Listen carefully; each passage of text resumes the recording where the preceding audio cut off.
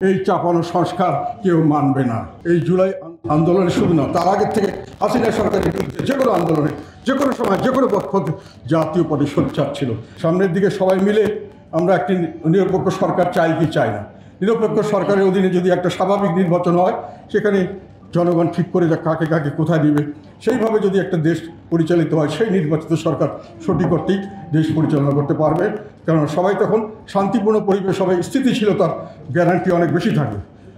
আর যেটা সমস্যা এখানে দেখা দিয়েছে যে যারা সরকারি দল, ওনারা বেশি দিন থাকতে চাচ্ছেন, কারণ হলো ওনারা দেশের উপরে তাদের সম্পূর্ণ নিয়ন্ত্রণটা নিতে চাচ্ছেন।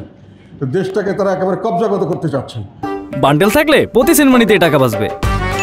বিকাশ সেনমানি বান্ডেল কিনে জিতুন প্রতি লেনদেনে। তারা নির্বাহী বিভাগে তাদের লোক সবখানে ঢুকিয়ে দিচ্ছেন, বিচার বিভাগে তারা বিভিন্ন এবং বড় বড় প্রতিষ্ঠান, public service commission, human rights commission, নির্বাচন কমিশন, যেগুলো আছে সমস্ত কমিশনগুলোতে তারা নিজস্ব লোক বসিয়ে দিতে চাচ্ছেন এবং একই সঙ্গে তারা দেশের সম্পূর্ণ সংবিধান এবং শাসন পদ্ধতি সব কিছু তাদের নিজের ছক মতো করার জন্য তারা উদ্যোগ নিয়েছেন। মানে সম্পূর্ণ দেশটাকে তারা নিজের কবজা করবেন, নিজের স্টাইলে চালাবেন এবং নিজের যেভাবে তারা ভালো মনে করবে সেভাবে চালাতে চেষ্টা করবেন।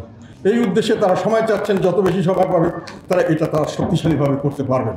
জাতীয় পার্টি আগা থেকে গোড়া পর্যন্ত শুধু নির্বাচনে নয়, তার আগে হাসিনা সরকারের বিরুদ্ধে যত ধরনের প্রতিবাদ করা দরকার, যত কিছু করা দরকার আমরা করেছি। আমাদের মানুষ শহীদ হয়েছে, আমাদের মানুষ জেলখানায় গেছে, আমরা বিভিন্নভাবে হেনস্থার শিকার হয়েছি, তথাপি কিন্তু আমরা সরকারের বিরুদ্ধে কাজেই আমরা তো এই জুলাই আন্দোলনের শুধু না, তার আগের থেকে হাসিনা সরকারের বিরুদ্ধে যে কোনো আন্দোলনে যে কোনো সময় যে কোনো পক্ষ জাতীয় পার্টি সোচ্চার ছিল এবং জাতীয় পার্টি সোচ্চার এখনও আছে।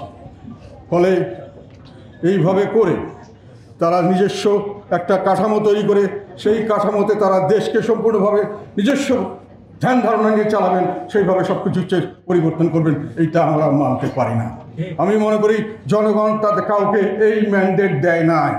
আমরা বিশ্বাস করি যে জনগণই একমাত্র সকল ক্ষমতার উৎস এবং জনগণই ঠিক করবে সেই জনগণ কী পদ্ধতিতে চলবে, কীভাবে না। তার জন্য যে সংবিধান আছে সেই সংবিধানের আলোকে যা কিছু পরিবর্তন তা করতে হবে।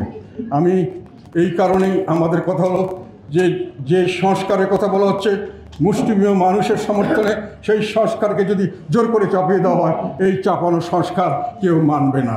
দেশ একটা অশান্তি থেকে আরও অশান্তিতে যাবে এবং সামনের দিকে আমরা বড় ধরনের দুর্যোগে পড়ব, বড় ধরনের বিপদে পড়বে বাংলাদেশ। আমরা সেই দিকে যাচ্ছি কিনা এটা সকলের চিন্তা করে দেখতে হবে।